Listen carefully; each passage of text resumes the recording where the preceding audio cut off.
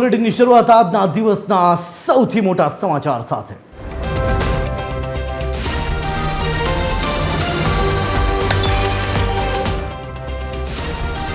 અમદાવાદ સહિત મહાનગરપાલિકાઓમાં અનામત બેઠકોની ફાળવણી કરવામાં આવી છે।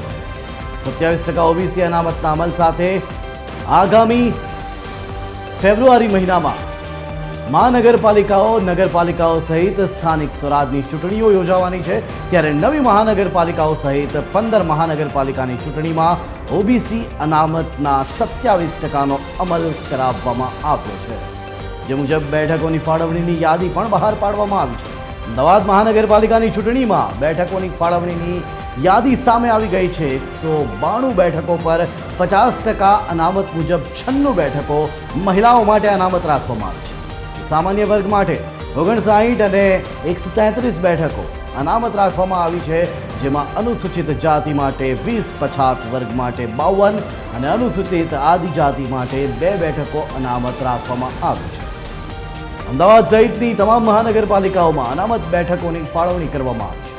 ત્યારે આ જ મામલે વિસ્તારથી વાત કરવા માટે આપણી સાથે જોડાઈ રહ્યા છે સંવાદદાતા સંજય દવે। સીધા જઈશું સંજય પાસે। સંજય, ખૂબ જ મહત્વનું કહી શકાય કે ન માત્ર અમદાવાદ પરંતુ રાજ્યની મહાનગરપાલિકા અને પાલિકાઓ માટે પણ હવે 27% ઓબીસી અનામતના અમલ સાથે આગામી ચૂંટણી યોજાશે। શું છે વધુ વિગતો?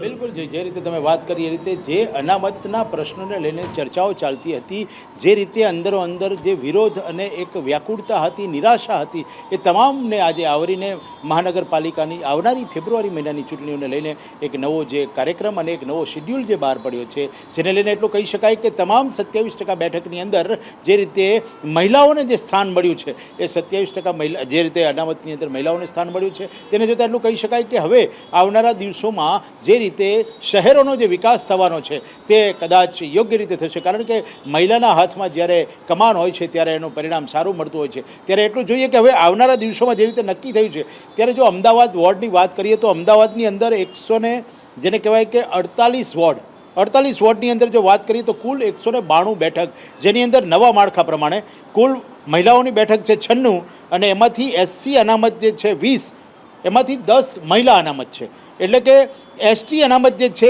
2, એમાં 1 મહિલા અનામત છે, અને એવી જ રીતે ઓબીસી અનામત બેઠક છે 52, જેમાંથી 28 મહિલા અનામત છે।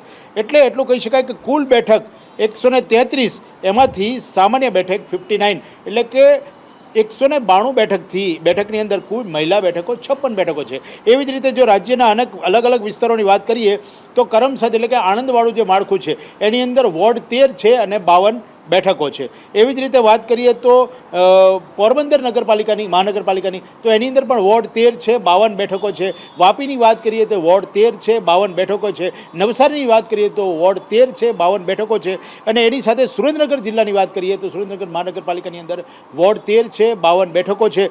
આ તમામની અંદર જે રીતે વાત કરવામાં આવે તો અનામત, મહિલા અનામત, સામાન્ય અનામત, એસટી અને તમામને જે રીતે આવરી લેવામાં આવ્યા છે, ને જેને લઈને એટલું કહી શકાય કે નવી જે યાદી છે એ યાદીને લઈને હવે આવનારા દિવસોની અંદર જે રીતે ચૂંટણી યોજાવાની છે ત્યારે એટલું કહી શકાય કે તમામ રીતે વિકાસની જે આખી વાત છે, શહેરી વિકાસની જે વાત છે એ કદાચ હવે અહીંયા જોવા મળશે।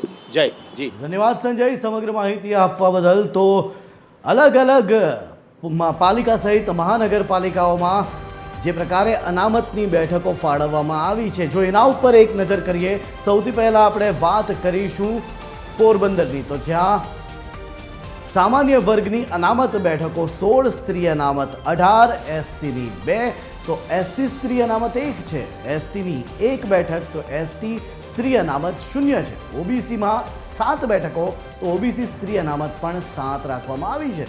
આ તરફ સુરેન્દ્રનગર મહાનગરપાલિકાની જો વાત કરીએ તો સામાન્ય વર્ગ માટે અનામત બેઠકો 16, સ્ત્રી અનામત બેઠકો પણ અહીં રાખવામાં આવી છે, સાથે જ એસટીની 0, તો ઓબીસી માટે 7 અને ઓબીસી સ્ત્રી અનામત પણ 7 રાખવામાં આવી છે।